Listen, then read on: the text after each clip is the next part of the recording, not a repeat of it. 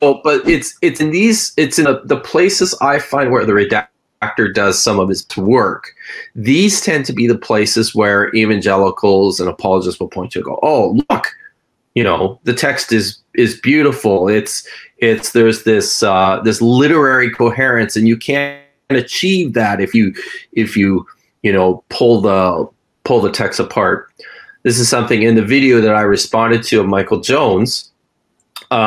I'm going to be in the next one. I'm going to be just going through his argument for internal consistency and showing all the problems with it.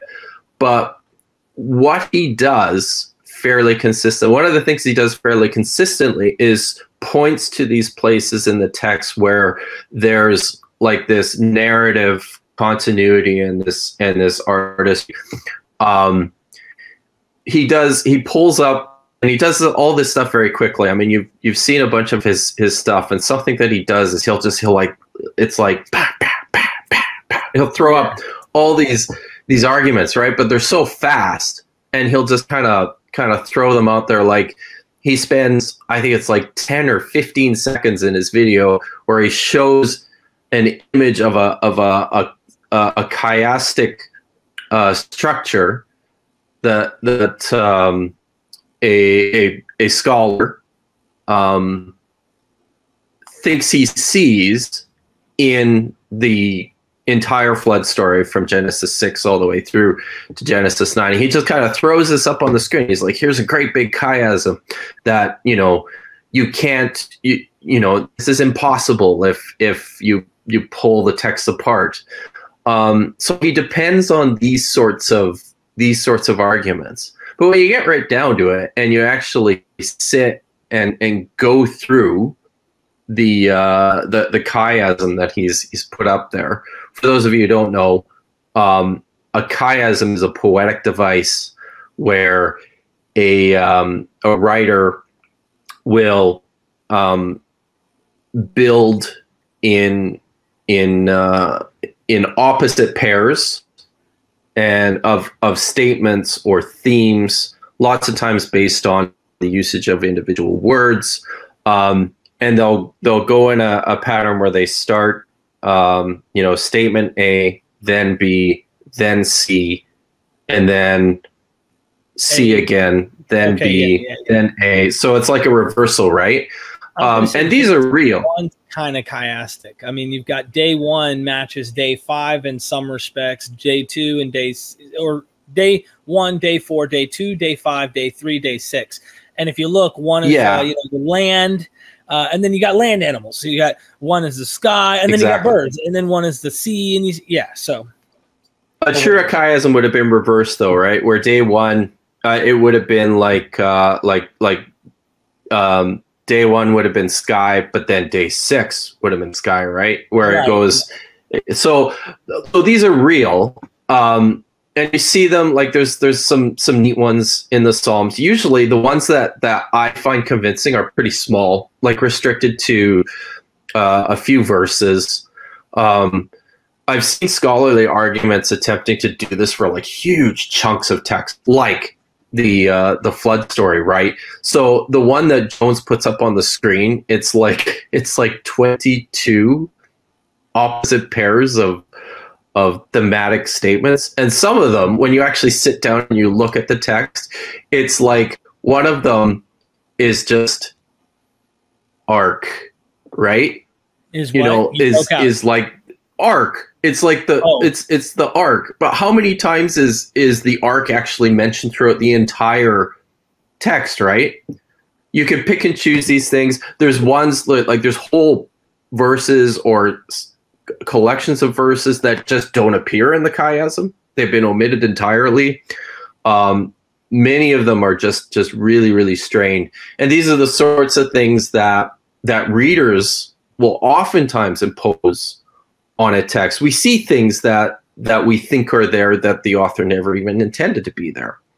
I was reading an article about this recently, and someone suggested that these are maybe even just a natural way of writing, where it's a way that our brain functions when we're writing, that we're not even conscious of, or reading that we're not even conscious of. So it's one of those arguments where it looks powerful and it looks convincing when you throw it up on the screen like that for 15 seconds. But when you unpack it, when you go through it, it falls apart very quickly.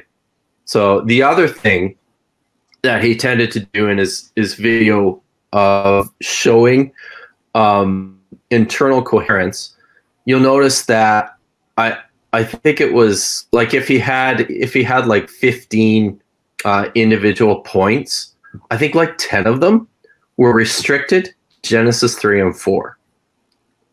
Now, Genesis 3 and 4 were part of the ongoing narrative that was being constructed by the Yahwist. It's the same author. Of course, there's coherence and unity there, but I think it demonstrates that either, and I know that this was a surprise to me too when I was watching your channel. You said that you saw somewhere that Jones made a statement about not even knowing what the documentary hypothesis was. I think it was there was a guy, and I don't want to say Jones, but it doesn't sound like he really knows what it is either, because if he did, I don't know if he would be so. Then again, I mean, it's like knowing is something that you don't want to believe in. So really, you're not actually investigating with, is there validity to this for real, not confirmation bias approach, but capturing Christianity, the Cameron. Oh, okay, yeah. Bertuzzi. He interviewed an Egyptologist, David Falk, who takes a more of a maximalist view on Egypt, right? The Exodus, and he said, "What is the documentary hypothesis?" And David Falk, who's not even he's not even like a biblical Hebrew scholar, he's an Egyptologist. Yeah, had to explain to him why he rejects it, but he says, "Look, I don't have to accept it because I'm not a Hebrew scholar," is what he said. I'm an Egyptologist, but really, he's also a Christian.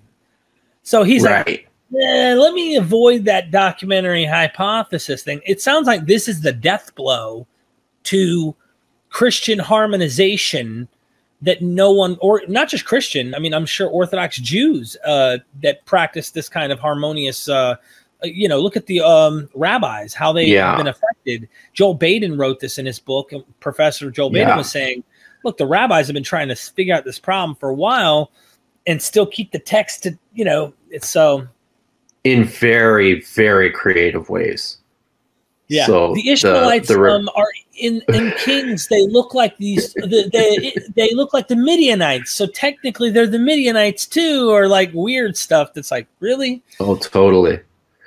So, but what, it's what I was going to say was that those sorts of, like, if you don't know anything about the documentary hypothesis and somebody shows you that, oh, look at this total continuity that exists there in Genesis 3 and 4, that might sound convincing to someone who doesn't know anything about it. And typically what happens is when evangelicals, and when I was first presented the documentary hypothesis, I remember this is how it was presented to me, and this was kind of my reaction to it. It's presented as such an incredulous thing. It's presented as absurd in the first place.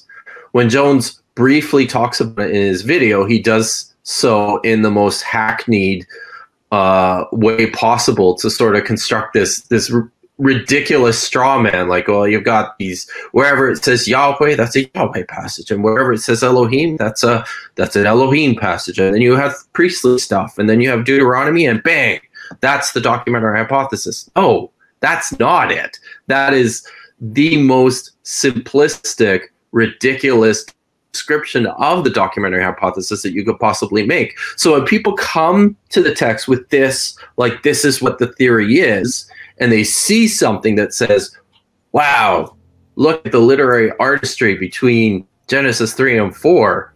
Well, surely that must totally debunk it.